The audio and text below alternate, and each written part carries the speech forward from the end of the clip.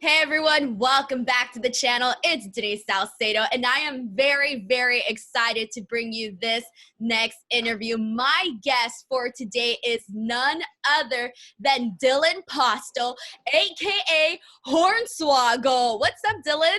Hey, how are you?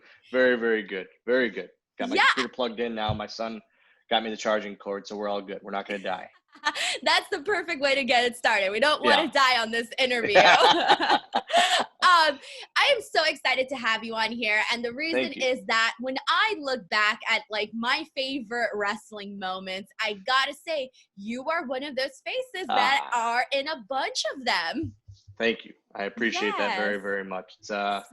It's man, 2003 till 17 years of craziness, and just under 10 of those years working for the biggest company in the world, living my dream. So it's pretty awesome. Exactly. Like I gotta say, like just thinking about all of the things that you've done for the company and in the company has been Yeah. absolutely incredible. But before we get into that portion of the interview, I do want to ask you how you've been spending this time, with self-isolation, quarantine, and everything that's going on in the world right now. It's the craziest time that any of us will ever live. That's for sure. And it's just um, thankfully I have my son. He's 10, and it gives me something to do. Something extra. Hanging out, whether it's just hanging out with him for the day, or we go on a bike ride, or we just do something. Uh, it passes the time a little better. The first 2 weeks was like, oh no, this is the worst thing ever. Like, shutdown, because Right. everyone's freaking out. Let's be honest. Everyone bought the toilet paper and Oh, this, that, and the other thing that they don't need, that's in their garage now, that they're trying to sell on exactly. eBay for $1,000 for no reason. And it's so stupid. Like, it's so dumb. It really is. I agree with you. Nothing about COVID or quarantine at the time said, hey, you're gonna poop a lot.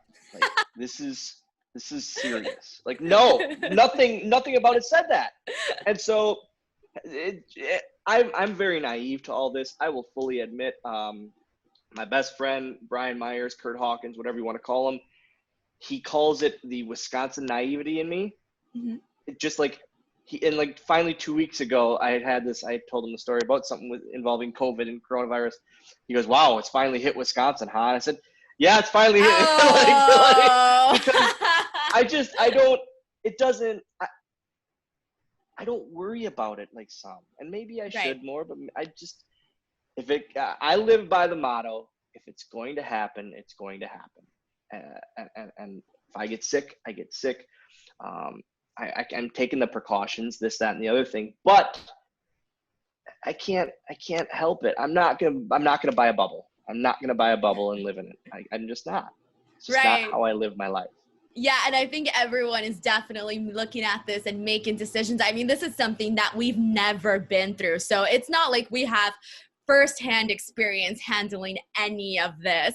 So, and I do like the part that you mentioned that you're happy you have a 10-year-old who's keeping you Yeah. busy, because when I saw that all the kids were staying at home, and I'm not a parent, so I was like, oh, thank God I wouldn't be stuck with my kid right now taking care of them. It So, yeah, like, I'm lucky. I'm very, very lucky. My kid is pretty damn awesome. Like, he and I have a very, very fun relationship, uh, between me pulling pranks on him with an air horn, or just jumping out of the shower at him. It's stuff, just this little things that we both live on our toes so much around the house. And it's just fun. Life with him is so much fun, and I truly love it. School sucked yeah. blatantly. Finishing his school year sucked, and I felt really bad for him, because it was the first year he went into fourth grade having a male teacher, and he was so excited, so excited, because since kindergarten, first, second, third grade, he's always had a female teacher, and every year they've missed half the year because of a pregnancy. Wow. So it's either they Wow. didn't start the year or they didn't end the year, but every year he's never had a full teacher for the whole year. And he was like pumped, a male teacher for a change, and B, he's going to have the same teacher for the whole year. And then it didn't. It just, I felt so bad for him. And all the kids, like these seniors in high school going through this stuff, and it's just, I feel bad for them. And Yeah. online learning isn't schooling. It's not. No No, it's matter really how bad. much attention you pay to it, it's not the same. And it's just, and he was, and again, I say I'm lucky because he is one of those kids that he just wanted to get it done. No kid wants to sit in front of their computer and do the work, but he just wanted to get it done. 2 weeks in, we got a mass email from his teacher saying, hey, only 4 of the students have checked in out of the whole Wow. class. And he was one of them, obviously. It's like, that comes on the parents, though, to me. That's fully on the parents. Like, hey, just sit with them for an hour. It's an hour a day. Just sit with them and do it and do the work and just. Right. It's a complete different mindset that some parents have, and it is what it is. That's how they live their life. But it's an odd thing. So through the quarantine, having him has been awesome. It's just, it passes the time. The days still mold together. I thought yesterday was Friday for the longest time. He had a Yeah. sleepover last night, and I was like, oh, sleepover on Friday, and I was like, oh no, it's Thursday. Never mind. So it's just that's how the times are. It's a blur right now. And yeah, it's crazy. Like everyone, it doesn't matter what age you are. It doesn't matter. Like everyone missed out on something, and it's just like wild. And so I want to go ahead and leap on over to your book that you just came out with a few months ago. And I know that you were in the middle of a book tour when everything went down. Is that correct? So I was doing some random here and there appearances. My book released last September, and I did an initial thing, some media stuff for it, and then a couple months off, and then I did some more, and I had a couple more things planned, and then this stuff hit. But that book, it was 3 years in the making. A lot of changes, the writing and the behind the scenes stuff and all that, and the edits and the drafts and the final drafts and the final and the quadruple finals. But when it came out, I'm so proud of the finished product. And I say that book, and I've said in every interview, I wanted that book to be like 3 parts, a wrestling book, because that's my audience, so to speak, a family book because of my son, and a midget book. We can use that word. It's fine. I give you permission on that one. But we can, but because there's still, all the reality shows, the Little People Big Worlds, Littlest Couple, Little Girls of Atlanta, or like South Carolina, wherever that is. But there's still, my people still have a presence out there. Like, right. It's just, so I wanted those 3 things always factored in, and I feel like we couldn't have done a better job factoring all of them in. It's something I'm very, very proud of. And it started kind of like I guess I'll do it, to like a really passionate project of mine. And I'm very, very happy with the final product. And it's something that encapsulates my whole life that I couldn't be more proud of. What would you say, like, without spoilers, are maybe some of the cool stories that you think your fans would appreciate hearing? I think, without spoilers, I think just the day of my first debut, there was so many speed bumps that I caused myself that day. The day I found out my son's mom was pregnant, the day I remember, for real life stuff, the day when my mom got out of my life, and I've never been 25 years since I talked to her, and it's one of those things where it kind of, that's like the most talked about thing is, man, like your wrestling stuff in there was so cool, and your son's the best, but how about your mom? She's a real kind of piece of work. And I go, yeah, but I'm not going to hide that, because that's not being honest. And it's showing that you can get past that. I don't think about that situation at all anymore, because it's 25 years removed and just living my life now. And it's a speed bump, and it's getting past that and over those speed bumps that kind of makes you who you are, as stupidly cliche as that is. And obviously opening up about your mom and your family and all of that, it's not very easy for everyone to do. It must have not been completely easy for you to be so candid. Was it easy for you, or how did you feel like opening up so much? You know what was it was very easy opening up, and I never have been like a therapy person. People do it and it helps them. That's never been my thing. I've never kind of believed in it for me, but it was almost like my therapy, and almost like this weird, like, getting it out there, and now it's gone, and then I don't have to think about it anymore. I never have to think about that crap that happened ever again, because I've done it. I talked about it. It's gone. I'm fully going forward now. And it was a weird thing that I never thought would happen. Talking about my grandpa passing away was the single hardest thing I've ever done in my life. Like, I remember that phone interview, and then they had me do the audiobook, which I'm so proud of. Wow, that they had that's me really do. cool. But like, I did the audiobook, and I'm in the studio, and I'm like, I need to do that chapter last. And that section of the chapter very last, because I'm like burbling, and the lady that's recording it is like, take your time. And I could see her through the window, and she's like awkwardly, like, I don't know how to handle this. She goes, just take your time. I mean, we can quit for the day. I said, no, I'm getting through it. It was just, power through. Yeah, it just brought all the emotions back, and how supportive he was of me, and how he legitimately was my number one fan, and pushing for me throughout life. And then when he talked about when he passed, there's a really funny story. It's a sad but yet awesome story altogether. My grandpa passed away, and he was my number one fan, my hero, absolute hero. And it's the day of the funeral. I am just dying inside. It's the worst day of my life. They're ready to close the casket and start the funeral part. And I said, I want to be the last one to see my grandpa. It's just my thing. So I'm standing at the casket by myself, like, just so many things going through my head.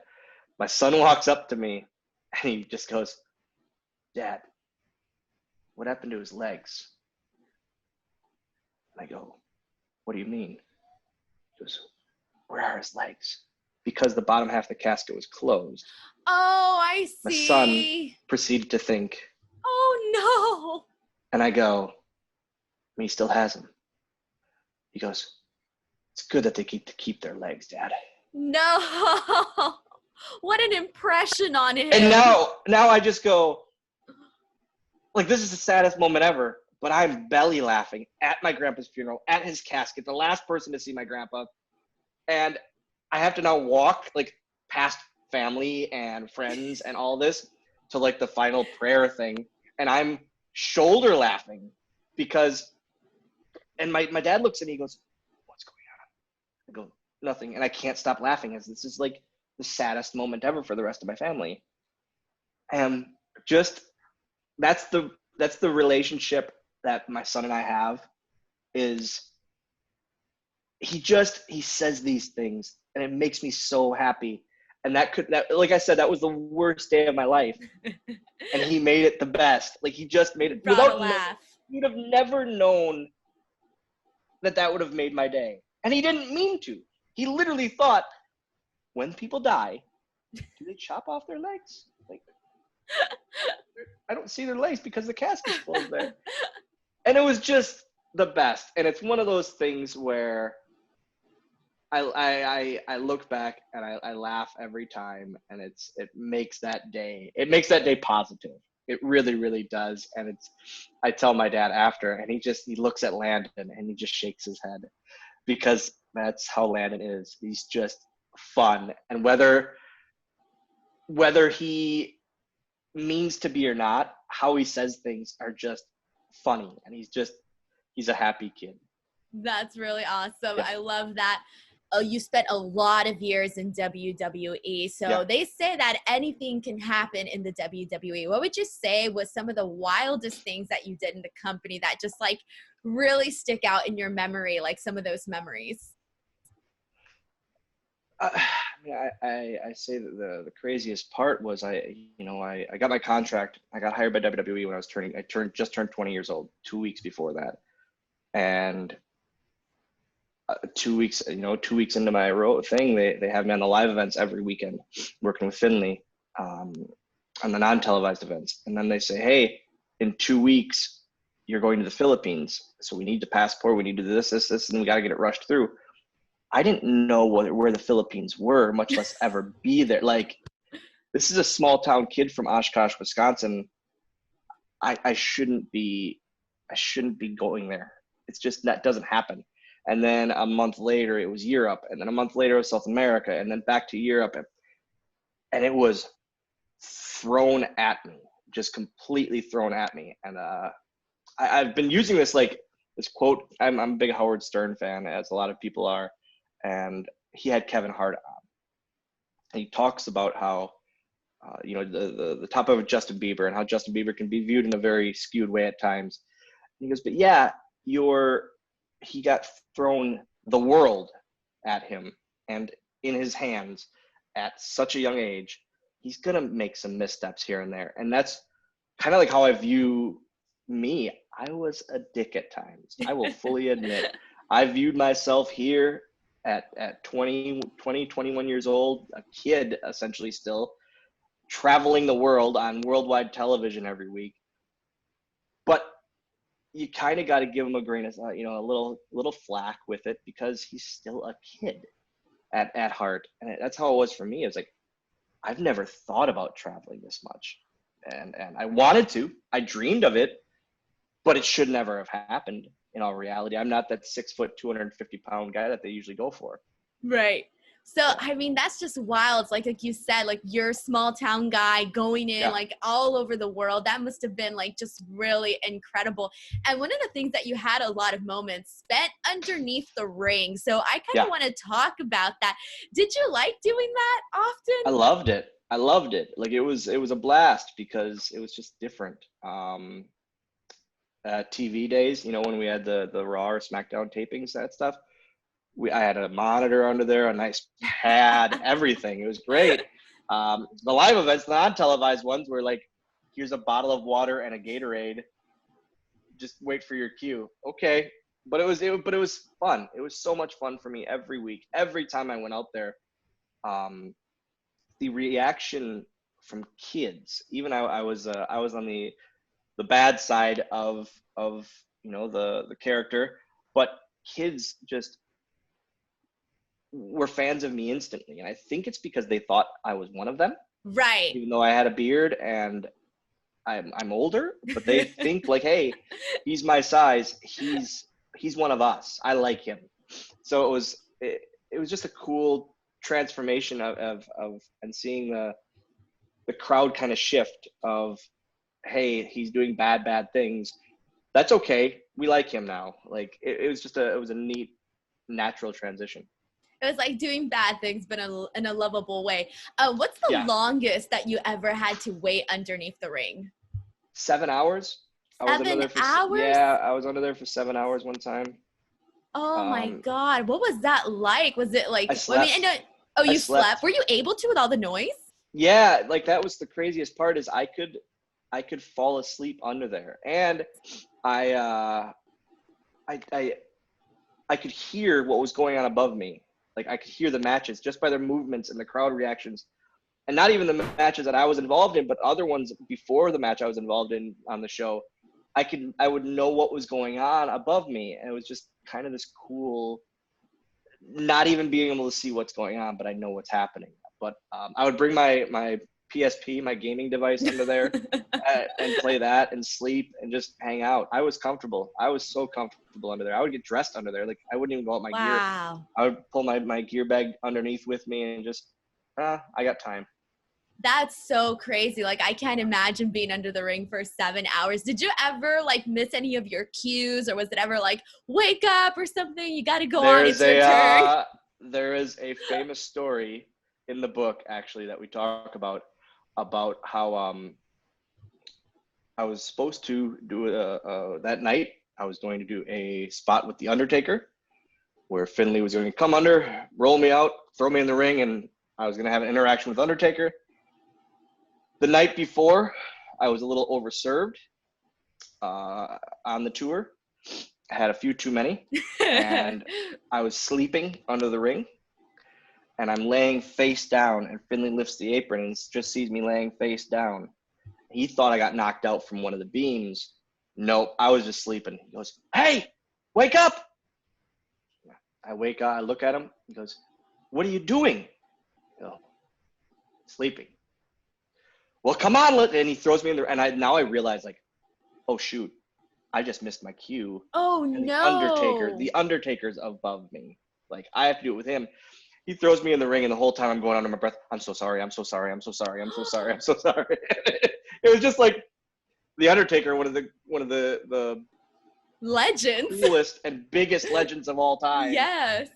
I'm doing my spot with him that I've done every night that week, and it's just, yeah, it was awesome. But he gets to the back and goes, "What happened?" I go, "I fell asleep." He goes, "You fell asleep?" No. Yeah. It was one of those things that we look back at and we laugh about so much now, because just everything leading up to it was awesome. It's one of those cool moments that I'll never forget. Oh, I can't even imagine that. It's like because it's like when you're asleep, you're in one dimension, and then like waking up like so fast, but then having to go and like do something like that's like extremely active. It kind of just like gets you like in a loop where your brain isn't even like completely there. Yeah, exactly. Oh my God. And Undertaker afterwards, like, were you like terrified that he was going to be like really upset at you? And like, how did you feel like knowing that, you had that happen? It was one of those things where I wasn't too worried about it. Because I just laughed it off at that point. And I was embarrassed, and I was like, "Oh my gosh, what's going to happen from here?" But yet I wasn't too worried, because it was just another night on tour, and True. we still had another week to go on the tour. True. All right. That's pretty, I guess it all worked out and made for a funny story. Yeah. So obviously during your run, you had a lot of successful storylines. I mean, you were Finley's leprechaun. You were Vince's illegitimate son, associate member of DX mascot, anonymous Raw GM, and 3MB. What would you say was your favorite? I always say I will never do something better than the WLC match with El Torito when I was doing the 3MB run. Never. It was it was the most magical night I've ever had. We went into it and people were kind of like looking at it and taking it with a grain of salt, like, "Oh, this is just going to be a funny, haha, blow-off match." And we ended up going out there and killing it and just blowing people's minds. And it was the best moment of my life in the ring. And it was just, it's one of those things where it was so shocking for people of how good it was. And it was kind of like a nice way to kind of shove it up their backsides, like, "Hey, don't take us lightly on this, and we're gonna blow it out of the park." And even the people in the back were blown away by it too, because they took it as, it's gonna be a kickoff match, and it's gonna be on the, just a kind of a throwaway. But it was awesome. I'll never do something better. I think some of the best things happen when you like underestimate or don't expect so-and-so to fulfill whatever it is. And so that's pretty awesome. Now, earlier you mentioned that obviously the company was known for like hiring 6'5" guys, 220 pounds, you name it. When you signed, what were your expectations? Like, did you think you would have all of these opportunities? No, they originally told me, "All right, it's probably gonna be a 6-month gig. And we'll go from there. We don't know where this is going. We don't know what's happening." And 6 months somehow turned into 2 weeks under 10 years. Wow. And it's either I'm really, really good at hiding and not getting fired, or I did something pretty okay. It's one of the two. Maybe a little mixture of both. But it's I never would have thought. Since I was 4, I wanted to do this, and this is all I wanted to do in life. but I never thought I would. I mean, I'm a 4 foot, something little person. I'm not their demographic of what they look to hire, especially what they look to keep around, maybe for a one spot here and there, but not what they look to keep around as a every week character. It's incredible. It's absolutely incredible. And it's crazy how like almost the thing that you thought was going to keep you away from this dream that you had since you were a little boy, that all of a sudden like ended up being the thing that helped you have like this long, illustrious career. Yeah. If I was a normal sized guy, I wouldn't have had that career by any means. I don't think.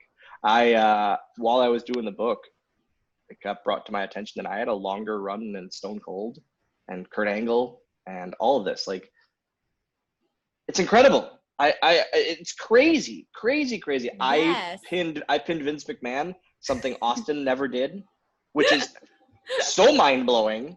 Like, that doesn't happen, but somehow it fell in my lap and it worked. And because you got to work so closely with Vince, what was that like? Were you ever intimidated by him? I was so intimidated, and I think that's one of my biggest regrets in my career there is I worked with him every week, literally with him, next to him, within these scenes. And I was like, I should have just like randomly picked his brain because he would have answered any question I had. He's that kind of person where he doesn't care. Like you ask him something, he'll answer it. And I should have just like randomly picked his brain. Like, hey, Virgil. How was Virgil back in the day? Like that kind of, like, or like even just like a word association game or something. Yeah. Stupid things like that. Yeah. I would have loved Vince. What's your cheat dinner? Like that kind of thing. Like stuff that he doesn't get asked. Right. And it's not like he does interviews, so like no one knows these things. It's not about like, hey, what really happened with you and Bret Hart? I don't care. I want to know how many donuts this guy can put down in a sitting on his cheat day. Like that's what I care about.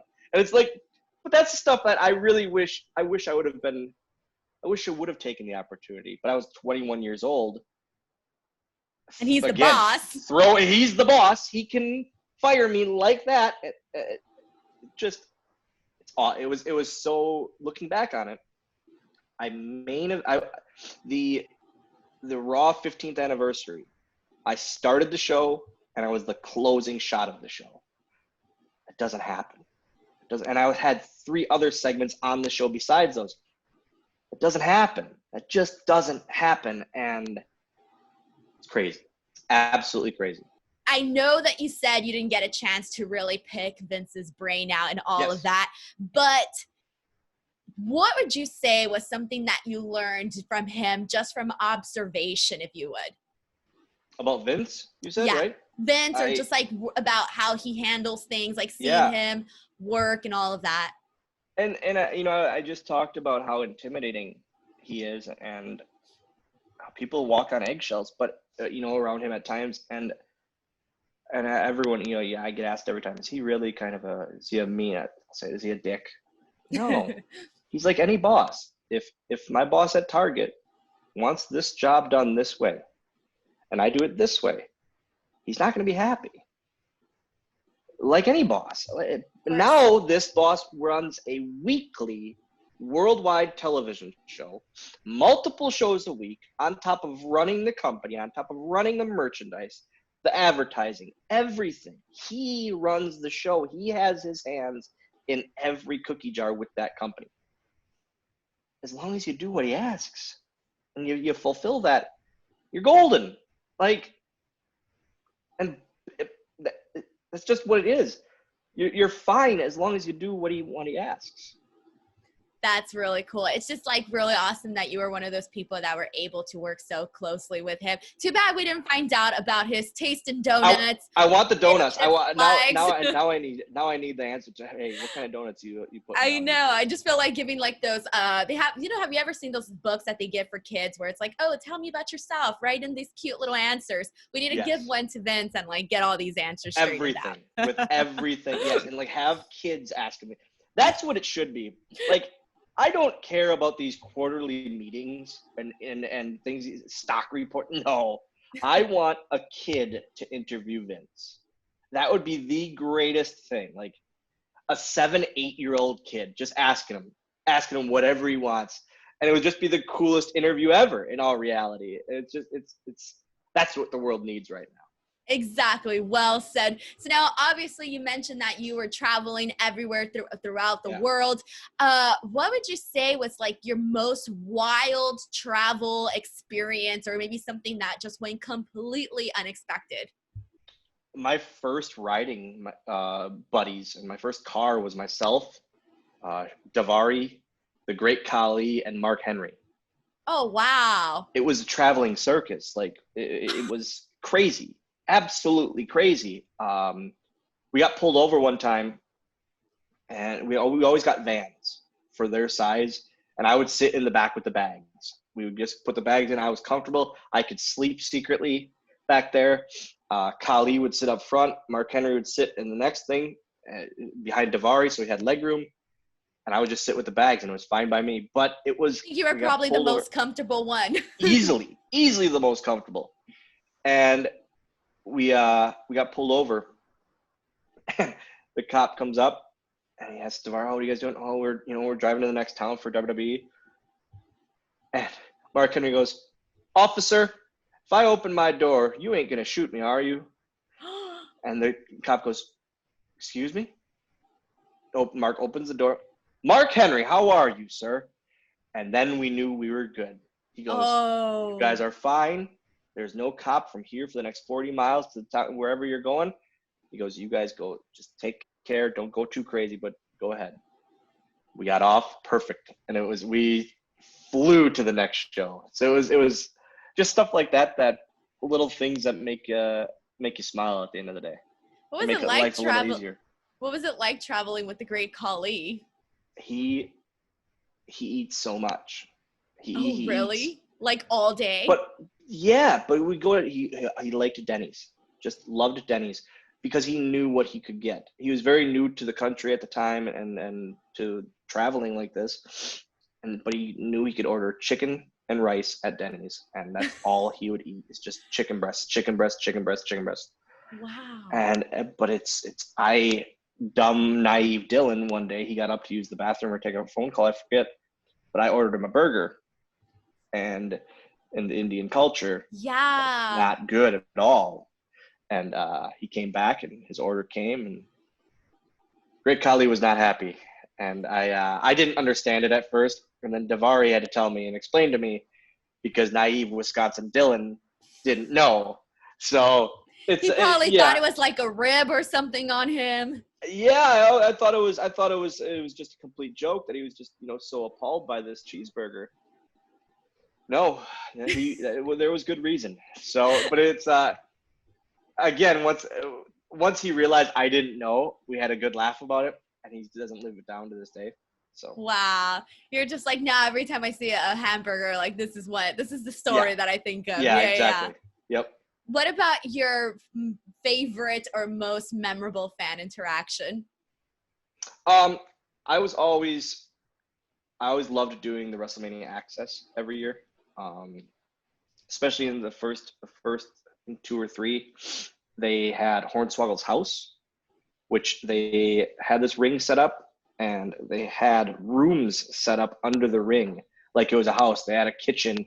Like all decorated like in the like a kitchen and a bedroom and a bathroom and a living room and all this all set up under the house or under the ring, and it was just for me. And like for them to take the time to do that for me was awesome. Like it really they don't do that for anyone. They do the Undertaker graveyard, and that's it for just people's like sections. So for me to have my own section was awesome. And this 85, 90-year-old couple comes through my line. They're waiting in my line. They come up and they go, "Hey, great to meet you." I said, "Oh, no, it is, awesome. Thank you for coming out." They go, "We can go home now. We literally came just to see you."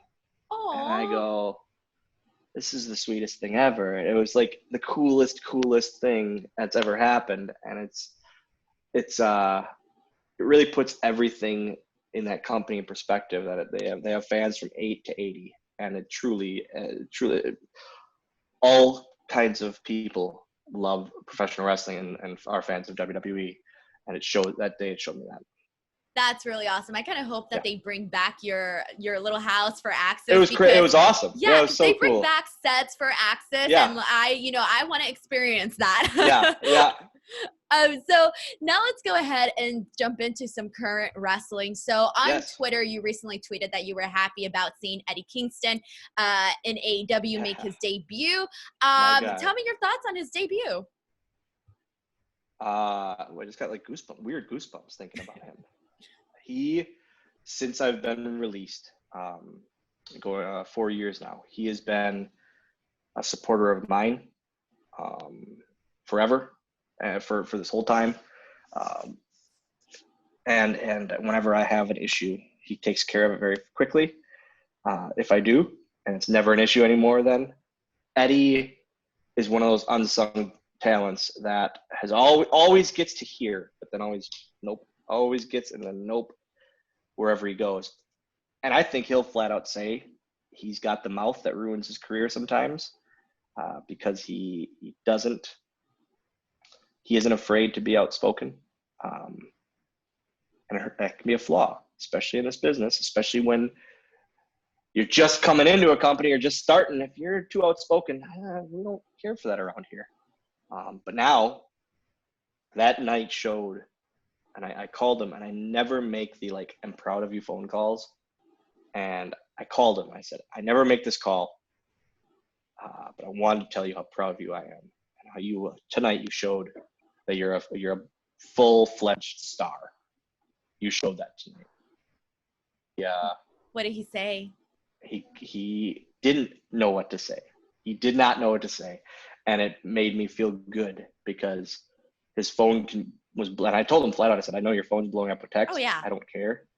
I said, I'm going to call you, and I need to because you need to hear it. And he said it really meant a lot because he's confided in me the struggles that he's had with different places. And so for him to get that chance, and he was the most talked about thing from that show by far. Oh yeah. And even before, the anticipation when people were trying to guess who was going to be coming out. And it's just, I mean, you start the show with an Eddie Kingston promo. You can't go wrong there.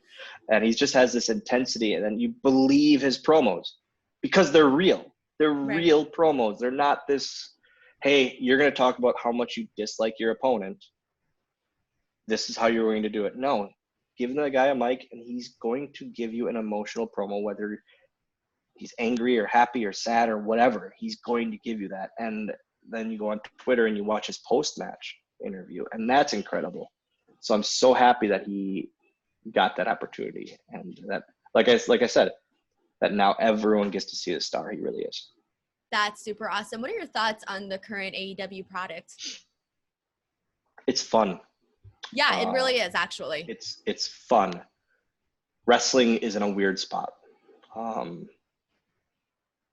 This isn't, and it makes me kind of sad because this isn't how wrestling is supposed to be.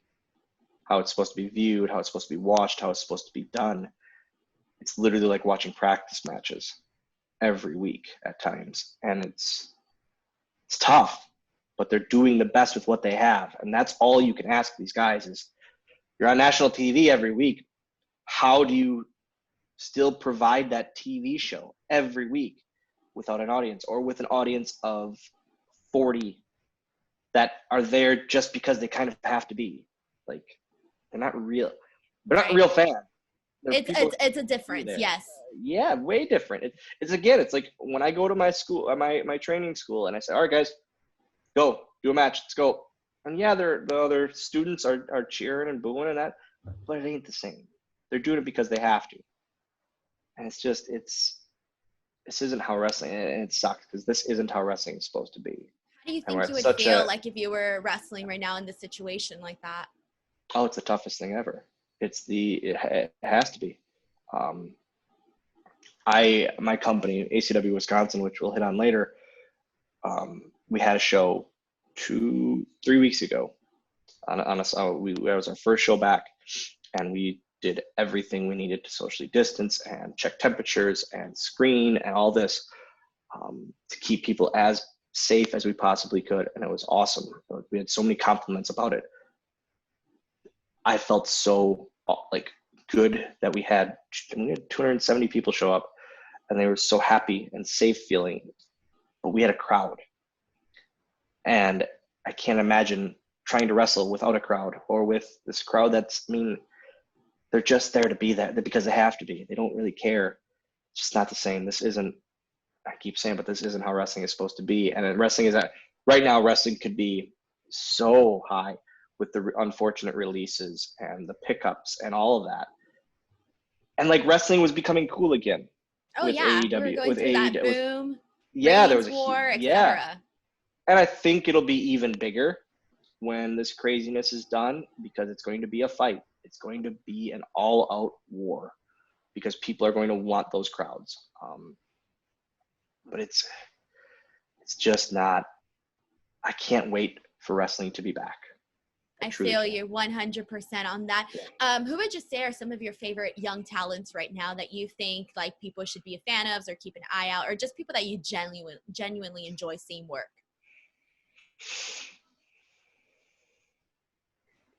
My son loves Aleister Black. Oh yeah. Oh, he's great. He is so good, and he's so fun to watch, and just the stuff he does is incredible.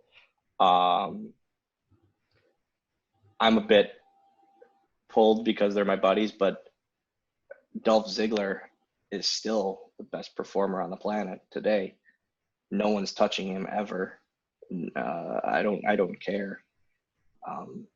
He has it, and he's always had it, and he's one of those glimmer guys. He shows a glimmer, and then it's like, okay, we'll go to the next guy. It's come on, just do it. But over in AEW, I love the Lucha Brothers. Oh yeah, they are so fun to watch. So fun to watch. Cabana is one of my good buddies, and I'm so glad that now that's another guy. Like, look at him. He's grinded to he's just been have everywhere. any kind of shot, and always been told that's just not what we want right now. But now he's on TV every week. Colt Cabana is on my television every week. Orange Cassidy, I have arguments with my friends because I've realized with Orange Cassidy, it is a very, you love him or you do not love him. There is no middle ground with him. No, there isn't. If it's not a do not love him, you just don't get him. I love him. Love him. I had a match at Beyond Wrestling with him, and it was one of my favorite matches I've ever had. And it was, again, it's one of those guys where you see him, he shouldn't, if this was 10 years ago, he wouldn't even be batting an eyelash at. He is on national TV working Chris Jericho in main events, in a main event story. Wrestling is so fun. Yeah. Wrestling is so fun right now. Once the crowds come back, I can't imagine like if they would have done that him and Jericho match in front of a crowd. Like the crowd ate him up from the start, and they'd be eating him up so much right now. And even so just the spot where all the oranges fall on them, like that was pretty fun. Crazy. I was so much fun. I was laughing so hard during that. They're having fun, and I like that different stars are getting to shine. And if they don't shine, but you're realizing that if stars aren't shining, all right, let's move them away. Let's try this guy, and you can do that now. Again, you can do that now because there are no crowds. So that's kind of a positive. That if a crowd isn't coming on, adapting to someone, you can easily move them out and try another thing. Okay, so now we are going to go into the lightning round portion of the interview. So this is just kind of a fun way for your fans to get to know you a little bit more. I'm going to ask you 10 questions about yourself, and you answer them as fast as you want or however you want to go ahead and answer them. So here we go. Are you guys ready for lightning round with Hornswoggle? Let's go. Question number 1. Favorite Star Wars film? Stop. Come on. This isn't lightning now. This is the worst. This is the single worst thing I could be asked. I don't get it. I don't get the hype. It doesn't make sense to me. I'm a Muppet fanatic, and people don't get that. Star Wars isn't a fanatic thing. It's like a lifestyle. It's a religion to people, and I just don't understand why. 4, 5, 6, they were pretty good. 4 was the best.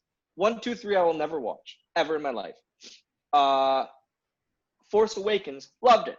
Really, really good. What did we just watch? Last Jedi? No. Yeah, we just watched that one. It was okay. But I don't get why people go so crazy over it. They're just okay. So, favorite Star Wars would be Force Awakens, only because everything else was like, and then the original one, New Hope. I think I don't even know the names. I know Return of the Jedi because Ewoks are my people. Like, that's how I know that movie. That's the only reason I know that movie. That's the only reason I care about that movie. That's the only scene that I enjoyed in Return of the Jedi. Empire Strikes Back was so bad to me. Like, I want to go to Disney. We were supposed to go to Disney and we had to cancel the trip because of this stuff. I didn't care to go to Star Wars Land. Oh no. But my son loves it. Loves it. You got me real wound up there right away. And that's just question 1. That's just number 1. All right. Question number 2. Favorite wrestler to work in the ring with? Torito. El Torito easily, because we got to shine every time, whether it was a TV match or a live event match. I got to finally show that I could wrestle, and kind of, again, shove it up people's behinds. Like, hey, I'm not just someone to laugh at and be a ha-ha. Question number 3, favorite dish to cook? I like making chicken fajitas. It's something that Landon and I really enjoy, and it's something that I really like cooking, period, and he's starting to get into it with me too, which is kind of our thing. We throw on Disney on Pandora, and we just do our thing. And it's again, one of those cool dad and son moments that we really love. That we do board game night once a week. It's just our thing. That's awesome. It's what we do. That's awesome. Question number 4, favorite thing about Disney World? Oh, that's the hardest thing ever. Everything. The partner statue, which is so crazy, but that's since him and I have been going, we go every year. And the first year that we went, we had to take a picture in front of the partner statue in front of the castle, doing the hold hands and the point, and we have every picture. And it's like, that's just my favorite thing, because we see the growth of him and I, and how he's now in the last 2 years surpassed my height by about a foot. And it's just whenever I see that in a picture or anything, the statue, it's the coolest thing, because that's the memory. That's the thing that matters most to me. Literally just that picture, that statue means more to me than anything. That's beautiful. Question number 5, favorite game on your phone? I've been into Disney Emoji Blitz. Oh, okay. Yeah, and that's something I've been very, very into. I took a break from it, but now I'm back. And we played that WWE Mayhem game a lot. We enjoy that. But it's one of those things where you can't put it down. You just keep going, keep trying to level up. And we're up till almost 11:30 playing this stupid game. Wow. I realized what time it was. I go, it's time for bed. We just gotta stop. Put the phone down. Yeah, exactly. Question number 6, favorite city to travel to? Anywhere in Wisconsin. Other than that, I would say Orlando, because it has Disney. But if not, I hate New York. Really? New York and LA are my number 1 and 2 least favorites. Oh my God, that's so funny. And I live in LA, and my second favorite city is New York. It's awful. It's the worst place in the country. 5 miles should take you 5 minutes or less. Oh no, it takes you like half hour. Oh, that's light. That's right now traffic. That ain't normal. But it's I don't get it. I don't get, like, Hawkins lives out there, and I don't get how he has children now. I said, you can't go to a park. You can't plan like a play date because you don't know if it's going to take 5 minutes or an hour to get there. I said, it doesn't make sense to me at all. I don't understand it. If I want to go to Target, it takes me 3 minutes. If I want to go to my parents' house, it takes me 4 minutes. And I have anything within literally, and I can ride my bike to these places. I'm not going to because I'm lazy. I'm going to get in my car. But I have all of these things so close. It's awesome. I'm a small town kid. But it's just because the small town kid mindset. And I just don't understand. I don't understand how people do it. Question number 7. Describe Ethan Page in 1 to 3 words. Stop. I had to. This is written in by him. No, actually. In 3 words? 1 to 3 words. It's 4 words. Wants to be in shape.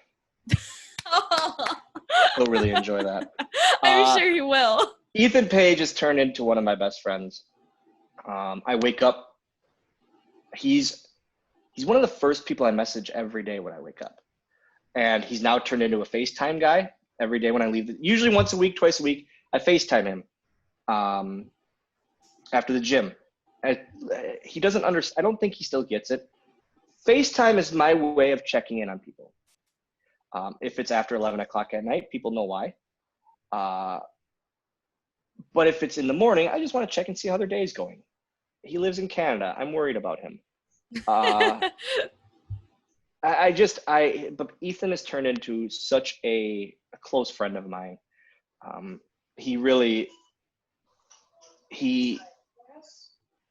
happy the position he is, but this will go to his ego once it happens, but he needs to be making millions. He has it. He has it. Yeah. And once he starts that, I'll be very, very happy for him. Question number 8. Celebrity you are most starstruck to meet. The Muppets. Legitimately. Nice. Like shaking. Yeah, like when they hosted Raw that week. They guest hosted Raw. I got to like give them the tour of the backstage, and I was like the first person to meet them, and these are like my heroes, my legitimate heroes. And they were like, "Hey, you're the guy with the tattoos, aren't you?" I said, "You're damn right I am." And it was like so cool to me because they knew about me from Twitter, because that week, the week leading up to it, I got double digits of tattoos in 7 days, like of Muppets, just Muppets. And they're like, "Can we see them?" And I was like, "Yes, you sure can." I lifted my pant leg up real fast so they could see they're all there. And they were like blown away by, this guy has 22 characters of our characters on his leg. And it was just, I got to hang out with them all day. And it was the coolest moment of my life. Them and Ozzy Osbourne, because my dad is such an Ozzy Osbourne fan. And he's a legend. He's a rock legend. So getting to meet him, and he was the coolest. And he signed a CD for my dad. And it was really, really, a book too, I think he signed. But it was just like the coolest thing ever. But yeah, Muppets for sure. That's really awesome. Question number 9. What's your most used emoji? It's the chin one, and the thinking. Yeah, and the Pinocchio nose. Oh, nice. It's become a thing of mine, and even like now I just do it in public where I just go like this. Whenever I'm calling people out on lies, right? I'm saying that they're lying. Yeah. I just nose, and so much so that like Landon will do it. Like if he picked up on it. If he thinks something is BS, he just it's funny. But yeah, for sure the questioning and Pinocchio emoji. Love it. And last question number 10. Favorite thing or place from Ireland? Oh Jesus, I'm not really Irish. I don't know if you know that. I'm not really Irish. I know, but I still wanted to ask. I mean, we should have prefaced this whole interview by that, I guess. That's probably like one of my favorite things, though. Like when people actually, "Hey, I'm Irish too," and I go, "I'm not. Like, I'm not Irish at all." And "Oh, you are?" No. Kid from Wisconsin. Like, there's not many Irish in Wisconsin. I mean, there's one of my coolest moments was my first time there, my first tour there. The arena had this like secret bar in it, and Finley and I's match, I think we wrestled William Regal that night. and we were on early in the show. And he goes, "Hey, I have to show you something." And I go, "Okay." And so we walk down this one corridor and then this other hallway and this other, and he like moves this wall and this in the arena, and this opens up into this bar. And there's just this full out Irish pub in this arena hidden. It was like you pull the book and the bookcase opens up and there's just this, and it was those places really exist. Yes, yeah. And it was just us two. And then like Regal came, and then the show was still going on, and we were just sitting in this bar having a beer.